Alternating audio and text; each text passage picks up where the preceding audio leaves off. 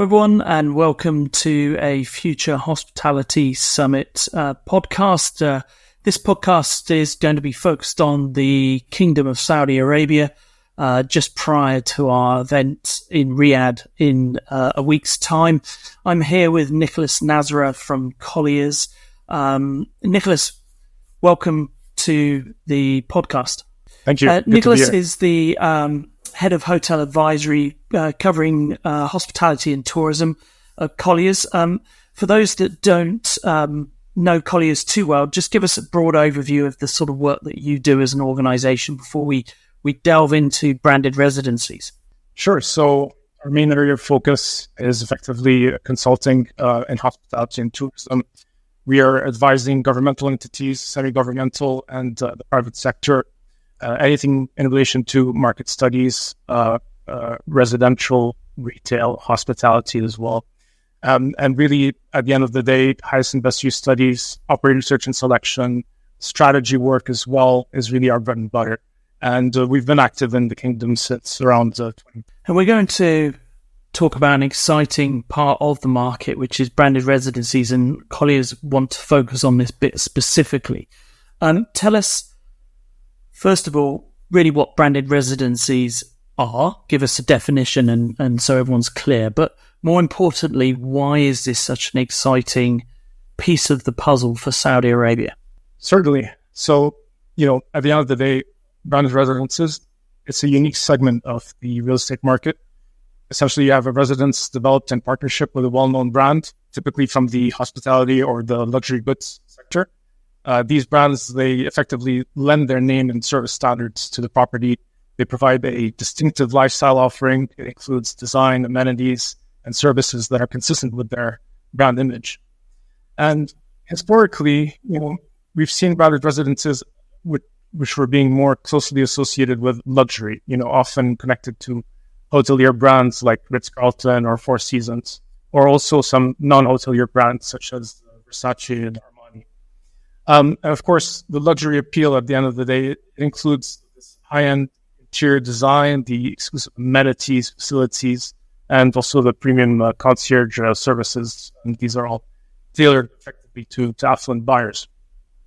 Now, an interesting point here, we're seeing a very interesting shift. Now, traditionally, you would have seen more of a focus on the luxury end in terms of the product. But we're seeing this now moving towards beyond luxury, and it's really a trend towards diversifying into more lifestyle-oriented offerings that cater to the broader market. And these include brands which relate to health and wellness, sports, technology, and they effectively aim to attract different demographics and interests. And a few brands that come to mind here are Rove, which are more of a mid-market offering, and 25 Hours, which is more of a lifestyle upscale offering. And so within Saudi itself, of course, the first big push into branded residences, as you would expect from the market cycle, this is the usual trend, is definitely in the luxury field. But then eventually, we do expect more mid-market and upscale offerings to come into Saudi in the next 5-6 years. You're saying expect. Has that already started, or have you put a timeline on that? Yeah, so we're in talks with developers. We're in talks with operators as well. Everyone's hungry to effectively expand the addressable market beyond that which is just luxury. And this is an active interest that we're seeing now. What's really driving that demand in the Saudi market now? What's the actual drivers? So, look, in general, Saudi is a younger demographic, relatively speaking, if you look at the population pyramid. And what we do know is that as younger generations like millennials and Gen Z become more influential in the real estate market, they have distinct values and expectations, which are effectively reshaping these industry trends. So branded residences as a whole, in the grand scheme, globally, it is a trend to be reckoned with. And it is effectively growing in ways that will enable them to become a steadfast, I will repeat that. As we all know, Saudi is a younger demographic. If you compare the population pyramid of Saudi Arabia compared to other countries. We do recognize a large portion of the population being below 35 years of age. As younger generations like millennials and Gen Z become more influential in the real estate market, their distinct values and expectations are effectively reshaping industry trends. So what we're seeing with these groups is they really value flexibility and digital connectivity and experiences that align with their personal identities. So what we do acknowledge now, and what we're seeing with developers as well, and the consumer surveys, buyer surveys that are going out, they really seek living spaces that not only meet the functional needs, but also really reflect their personal style and aspirations. This effectively drives strong demand for more customizable and curated residences. And this is the general trend, whether it's in Saudi or globally, there is really a push towards customization and curation. Another interesting point here to mention is globalization and mobility, because we are seeing a lot of influence in the way that this is effectively the purchase decision, the buying decision, how people choose to design their lifestyle and living spaces. So what we do know is that more individuals are traveling and relocating internationally for work or lifestyle reasons. And this effectively creates a need for living solutions that offer more familiarity, comfort, yet allows for seamless transitions between different locales. And so if you imagine, the consistency and the reliability that a brand can offer, whether it's the service or the facilities, the amenities on site, this is especially appealing to people who are effectively on the move. The digital nomad. And does it differ with Saudi to what's going on around the world, or is it sort of just a homogenous sort of group that the customer is after? They're wanting to move around and have the same experience everywhere. So you're becoming sort of brand followers to the types of products going into multiple markets, or does actually the Saudi market, is it distinct in any way? Well, I would say that Saudi is effectively following the global trend in relation to branded residences in general. What we do know is that there is a particular interest in this. The affluent part of the population also similarly looks for customization and curation in their lifestyle. And really, at the end of the day, are well-versed in the availability of the different brands. They're well-traveled, they're experienced luxury resorts and hotels globally. And so they want to effectively bring that memory into their homes. The memory of an amazing holiday or an amazing stay in an urban property, and effectively becoming part of that as a long-term lifestyle. Typical buyers, investors into this, you keep talking about the affluent, but obviously this sort of move down towards other types of brands. Is it sort of encompassing all types of buyers now, or is there a demographic that's being covered it? Sure. Well, when we look at brand residences, by default, we do allocate them within 7 main buckets. So you have your affluent professionals, your wealthy retirees, international business people, your investors, your celebrities and high net worth individuals, and of course your lifestyle enthusiasts and also the young affluent families. So particularly for the latter two, I would say lifestyle enthusiasts, young affluent families, these are more of the target market for mid-market and upscale branded residential offerings. And of course, the level of amenities, facilities would be differentiated versus luxury aspect. Now, in terms of actual demographics, so starting off with your affluent professionals, typically these are in their 30s to 50s, and they're high-earning individuals or couples. Maybe they have senior management or executive roles. They really value convenience, efficiency, high-end amenities that really support their busy professional lives. And they always seek properties that complement their status and streamline their daily routines. Then you have your wealthy retirees, often in their 60s and older. They're effectively looking for luxury and comfort in their retirement years. They gravitate towards residences with really top-notch health and wellness facilities, really strong security, and of course, the services that create this hassle-free lifestyle. And they can really enjoy themselves to the fullest for leisure. And then with regards to international business people, so again, this segment of the population, I'd say, is between 30 and 60 years old. They are frequent travelers or expatriates. They're effectively the nomads. But then an interesting part of this segment is the investors, which effectively play a very strong role in blind residences. You will have, for investors in particular, a buying motivation, which is quite contrasting with the end users. Now, typically the investors, these are either individual or institutional investors.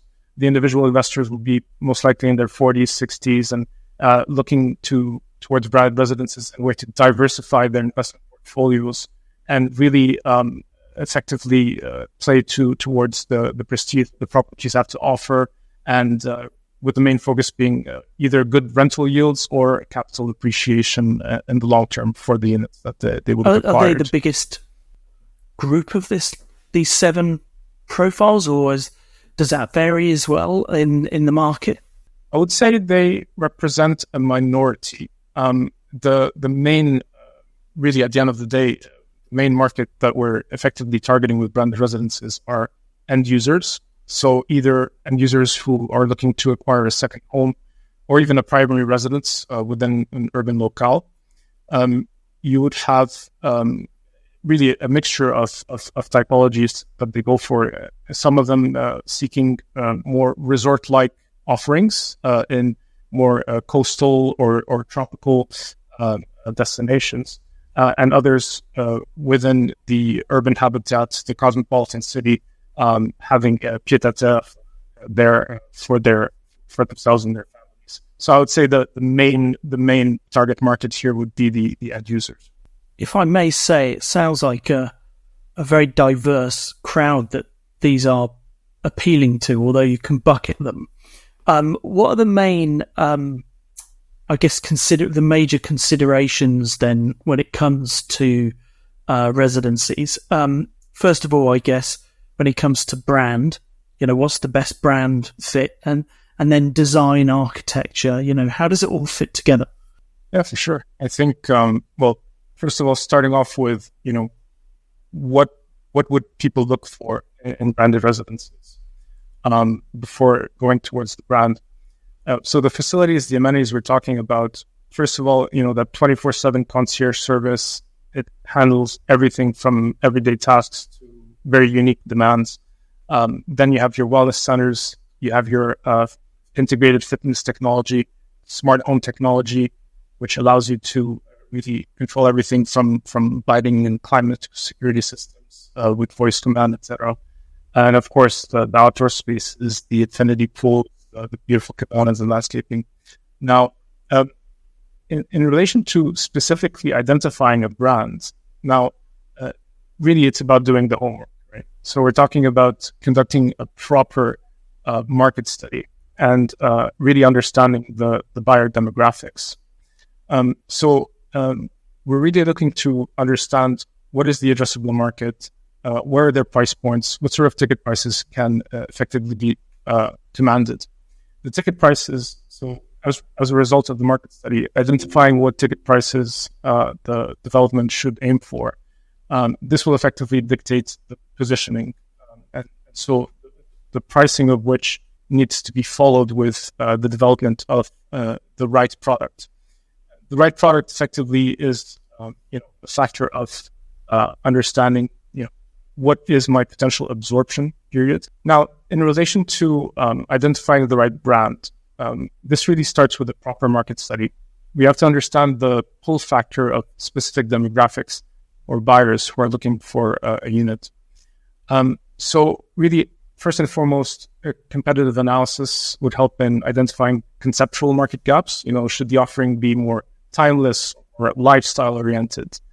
Then there's brand alignment and values. We really need to understand whether these match with the target market.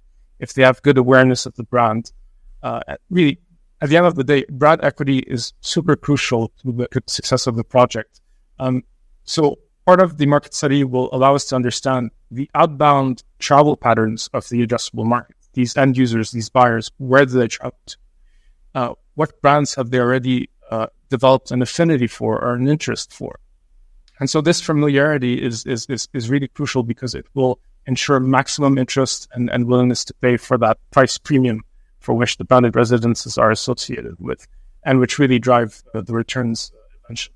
Talking of returns, how do brand residencies compare to other luxury asset classes? How do they perform? So when we talk about conventional residential developments, what we do see as a gross margin, typically from a developer's perspective, it ranges between 15 and 30%. Now, of course, these figures are influenced by a multitude of factors, land costs, construction expenses, the overall economic environment. And so margins on the lower end are often seen in competitive markets or where developers need to attract buyers in less favorable economic conditions. Now, what's interesting about branded residences, they're a different game altogether.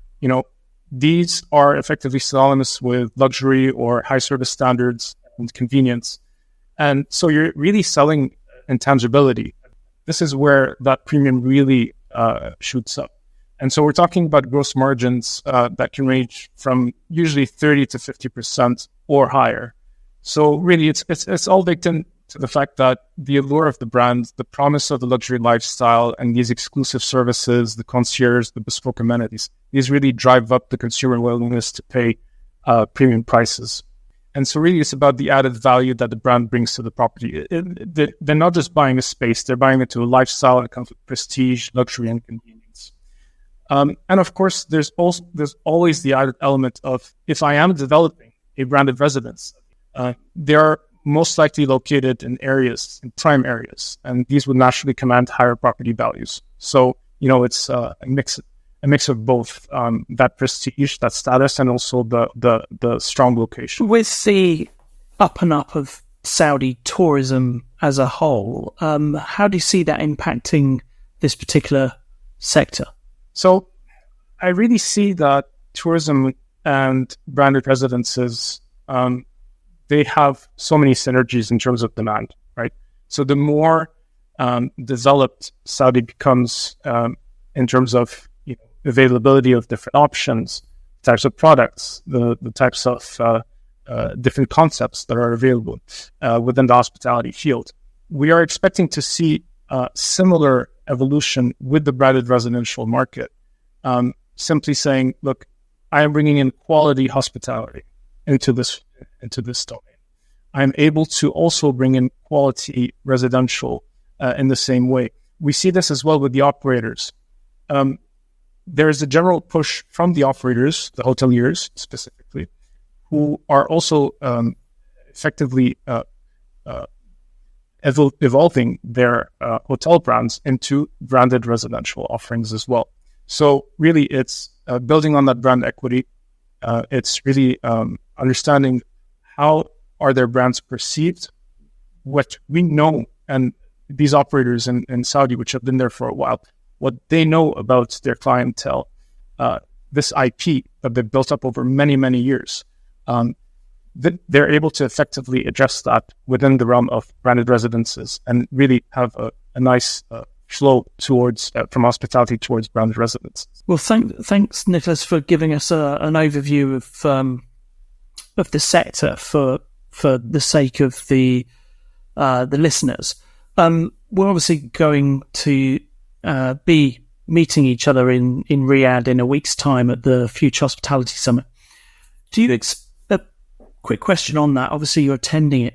What sort of response do you expect to see for this product over other products, or is it because obviously so much is going on in Saudi? Full stop. Is it a sort of just lots of everything, or do you see this particular product really fitting well with the market at the moment? I see it as a great opportunity. Really, as it currently stands in Saudi, just to give you an idea, the current hotspots are Riyadh, Jeddah, and Mecca. as it stands for upcoming and existing schemes.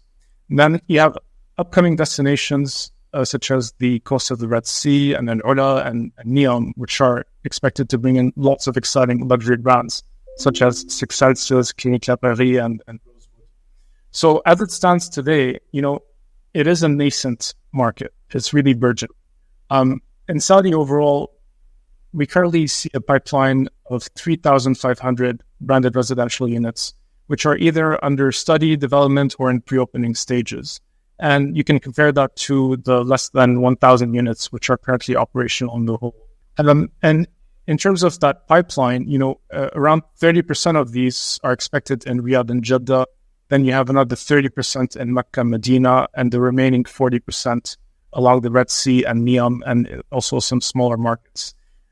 Look, the motivation is real. There's a lot of vested interest in this. And we're seeing interest not only from the buyers, the end users, but also the developers who are recognizing the value of this. And at the end of the day, it really helps, when developing a master plan or a larger scale development, really helps with uplifting the profile and the positioning of the overall development. Perfect. Well, thank you, Nicolas, for joining us today. I look forward to seeing you and the team in Riyadh in a week's time. And thank you for enlightening me and hopefully everybody that's listened. So thank you for your time. Take care. Pleasure. Thank you.